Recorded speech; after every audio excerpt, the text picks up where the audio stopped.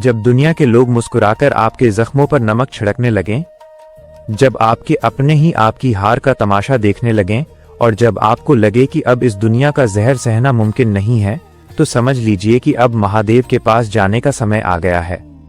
आज सोमवार के इस पावन अवसर पर हम जानेंगे कि क्यों महादेव को नीलकंठ कहा जाता है और कैसे वे आपके जीवन के विष को भी अमृत बना सकते हैं। अंत तक जुड़े रहिएगा, क्योंकि आज आपकी हर उलझन का जवाब मिलने वाला है। भक्तों, आज के इस दौर में रिश्ते सिर्फ मतलब के रह गए हैं। लोग आपसे तब तक जुड़ते हैं जब तक उन्हें आपसे कोई स्वार्थ होता है। आपने महसूस किया होगा कि जब आपकी जेब भरी होती है तो दुश्मन भी दोस्त बनकर आपके पीछे घूमते हैं, लेकिन जैसे ही आप पर बुरा वक्त आता है, वही सगे भाई बंधु सबसे पहले नजरें फेर लेते हैं। महादेव ही एकमात्र ऐसे हैं जो आपके रूप, आपके धन या आपकी सफलता को नहीं देखते। वे तो बस आपके हृदय की सच्ची पुकार सुनते हैं। दुनिया का दस्तूर है कि वो कमजोर को और दबाती है, लेकिन महादेव कमजोर का हाथ पकड़कर उसे संसार में सबसे बलवान बना देते हैं। जहर ये दुनिया का धीरे धीरे इंसान के मन पर चढ़ने लगता है। जब कोई अपना धोखा देता है तो इंसान बाहर से तो चुप हो जाता है, पर अंदर से पूरी तरह मर जाता है। आज इंसान तारीखों की तरह बदल रहा है।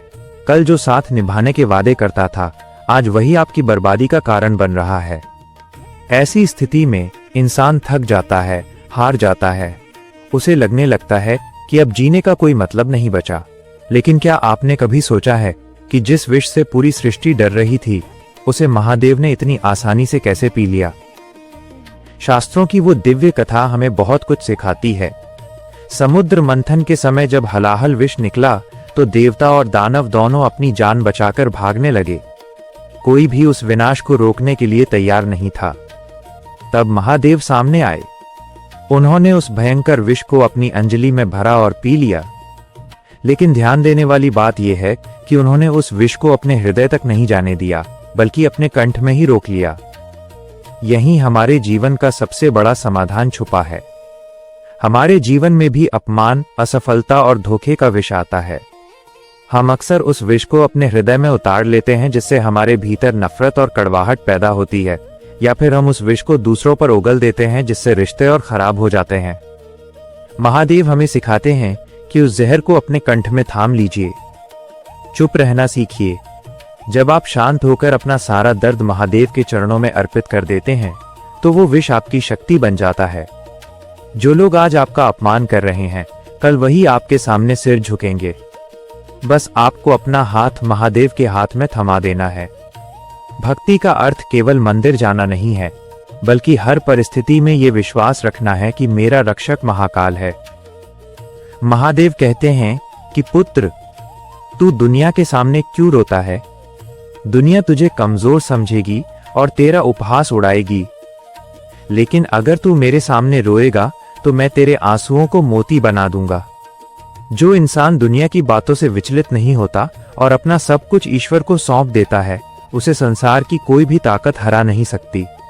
आज के इस समय में जहां हर मोड़ पर कपट और छल है, वहां महादेव की शरण ही एकमात्र सच्चा सहारा है। अक्सर हम छोटी छोटी समस्याओं से घबरा जाते हैं।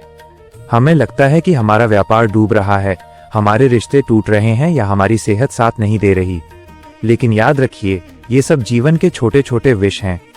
यदि आप इन सबको महादेव की इच्छा मानकर स्वीकार कर लेंगे, तो आपके भीतर एक असीम शांति का जन्म होगा। समर्पण का अर्थ आलस्य नहीं है, बल्कि समर्पण का अर्थ है कि आप अपना सर्वश्रेष्ठ कार्य करें और परिणाम महादेव पर छोड़ दें। जब आप फल की चिंता छोड़ देते हैं, तो आप वास्तव में मुक्त हो जाते हैं।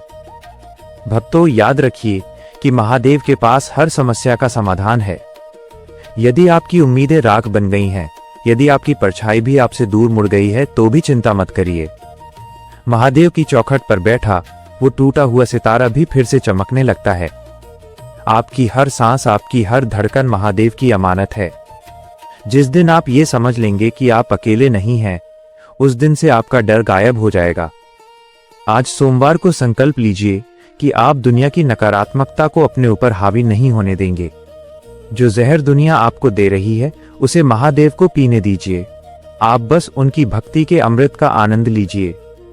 महादेव का भक्त कभी अनाथ नहीं होता, क्योंकि उसके साथ स्वयं कालों के काल महाकाल होते हैं।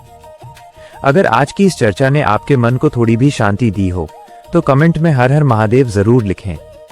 आपकी एक छोटी सी उपस्थिति किसी और निराश व्यक्ति के लिए प्रेरणा बन सकती है। अगर आप पहली बार हमारे चैनल पर आए हैं तो हमारे इस परिवार का हिस्सा जरूर बने।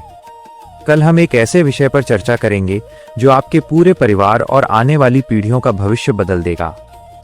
हम जानेंगे कि कैसे माँ के विचार और संस्कार गर्भ में ही बच्चे को एक दिव्य आत्मा बना सकते हैं। इसलिए चैनल को सब्सक्राइब करके हमारे साथ जुड़े रहें। खुश रहिए। महादेव आपके साथ हैं। जय श्री महाकाल।